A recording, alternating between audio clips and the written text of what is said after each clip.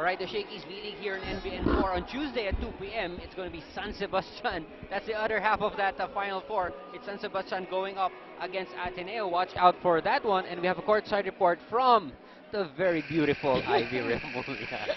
Sarap naman nun, Iya. Well, the Lady Pirates are going up against the top one UST today, but Coach Emil has prepared the team very well, and it shows so far in the start of the first set. Today, ang importante dito sa kanila as they play smartly since the UST is a very strong defensive team, especially at the net. They need to tighten their defense at the net as well dahil alam nila na maraming combination attacks ang UST. Also part of the game plan is yung kanilang defense and reception, most especially ang coverage. Huwag nilang kakalimutan, maihatid lang nila ng tama ang bola sa setter, they can execute their attacks. Meanwhile, for the Lady Tigers, they all have their game face on, and according to Coach Shaki, he's confident they can win today as long as they do what they practice during training. Important also is that they take control of the game from the start and not for them to be the one catching up. They have to take advantage when it comes to blocking and their fast plays as they're stronger on that aspect. Back to you guys.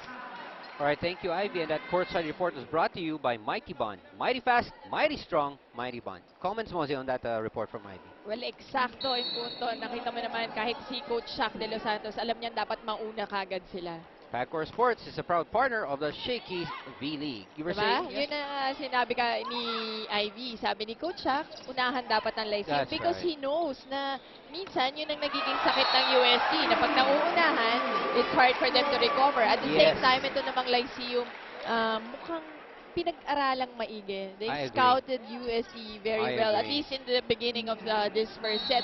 If they could sustain this, they will really have a game against UST. Right. And Coach Emil mentioned it that he is expecting a lot of combination plays from the offensive front line of UST. So hindi natin masyadong nakikita yung Lyceum din with combination plays. Baka i-surprise tayo ngayon ni Coach Emil. That's right.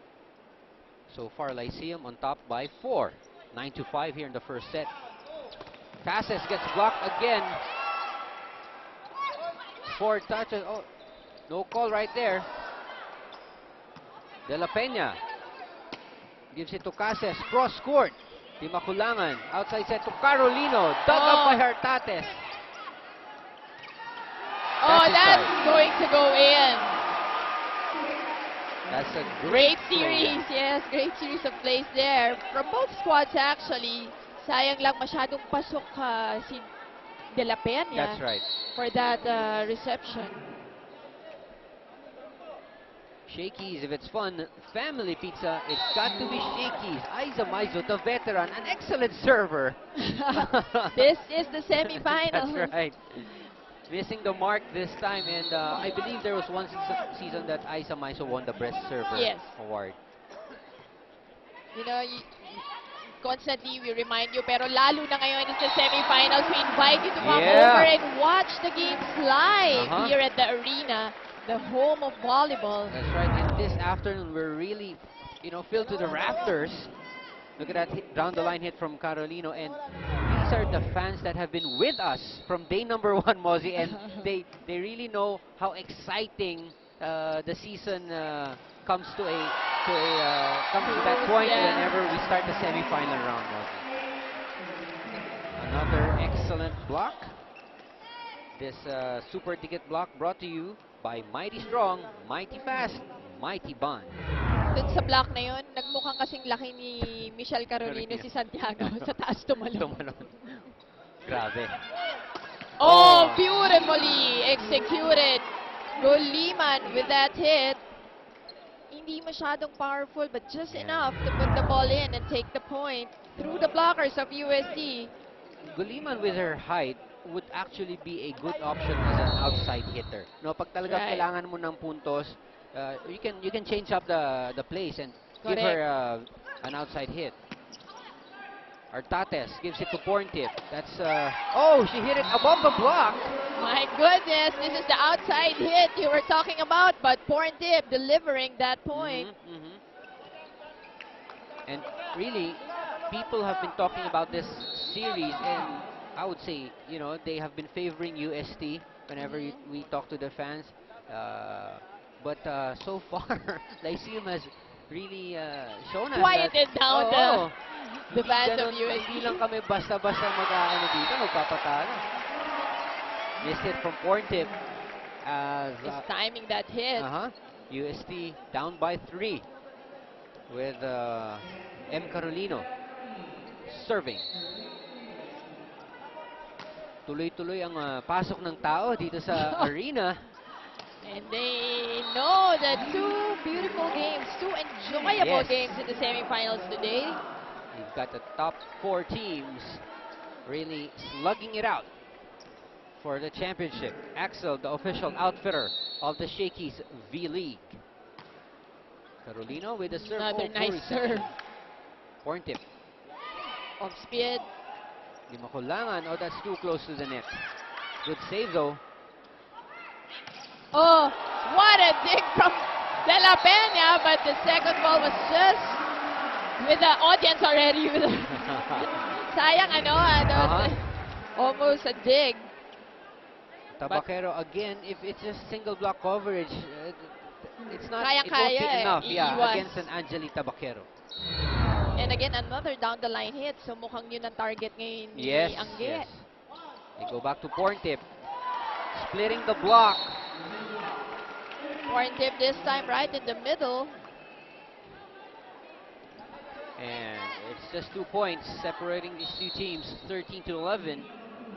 Tabafunda, the setter, with a serve. Oh, this one that's is going to be outside. long. This is something you don't want to see in this type of game, in this level of play. Yes, that's right. Service errors are giveaway points. Libreng-libre. Libreng-libre, Walang wala kailangan gawin. pahirap. Rhea with a good serve. Porntip from the back this time. Nice set to Tabaquero. That time there was a double block coverage. Oh, Porntip went wide this time. Too much angle on that hit. And now we are tied at 13 all. Our first deadlock for the first set. 13 all. We've got Santiago, Tabaquero, and Maizo, the frontliners for UST. Buliman sets up Artates. He brings it to the back. They go to Maizo. Oh, and last minute hit there by Artates. Good setup from Dimaculangan. What an angle there. Yeah. Well, so far, Lyceum with 2 block points against UST's only 1. And Carolino, 2 points to her name. Porntip having 3. Another bad reception for Lyceum. Oh, Artates. and a bad attack resulting from that reception. Ito yung errors will Yan. really kill you in this type of game. Correct, correct. Again, you know, yung reception nila talagang pag hindi nila na-improve yan, tutuloy-tuloy sila ng strong service ng UST. J Marks, the best grilled tuna in town. J Marks Tuna Grill. There you go. Buliman again, when they need the points, they can go to this girl, no? Whether it's an outside set or from the middle, it's very effective. And even in blocking, malaking Yes. tulong rin si Buliman. Nice serve! Oh, and that's going to go in. Pero napangiwi na konti doon si Coach Emil. Huwag mo nang ulitin. Medyo nakikinabahan ng konti. Because just enough, you know, to get it over Spin, the net. di ba? Buti may spin May yung spin. bola. It went in the court of UST. Oh, and, you know, Adjustment. yan yun eh. You give an ace, you get an ace, and now you throw out the point. And it is UST with a 1-point lead here in the first set, 16 to 15.